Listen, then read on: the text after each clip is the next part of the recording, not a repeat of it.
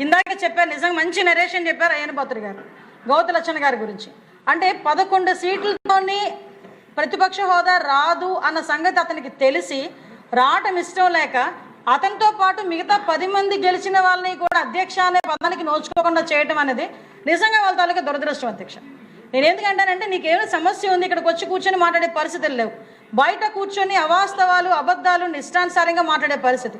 ఈరోజు మనం అనుకుంటున్నాం ఇమీడియట్గా మనం చర్యలు తీసుకోవట్లేదు అని మనం అనుకుంటున్నాం, కానీ ప్రజలందరికీ కూడా చాలా క్లియర్గా అర్థమవుతుంది ఇవన్నీ అబద్ధాలు, అబద్ధపు ప్రచారాలు చేస్తున్నారని.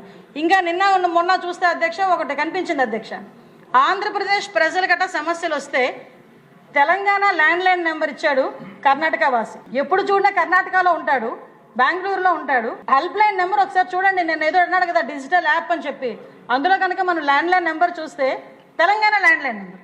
ఆంధ్రప్రదేశ్ ప్రజల గురించి తెలంగాణ ల్యాండ్లైన్ నెంబర్ ఇచ్చిన మన కర్ణాటక వాసి గురించి కూడా మనం ఇక్కడ సందర్భంగా మాట్లాడుకోవాలి. అంటే ఎలాగా మనల్ని మిస్గైడ్ చేస్తున్నాడనే విషయాన్ని, ప్రజల్ని మిస్గైడ్ చేస్తున్నాడనే విషయాన్ని ఈ రకంగా మీతో చెప్పుకునే చెప్పారు. ఆ నెంబర్ కూడా కొడితే 11 టోటల్ వచ్చిందంట.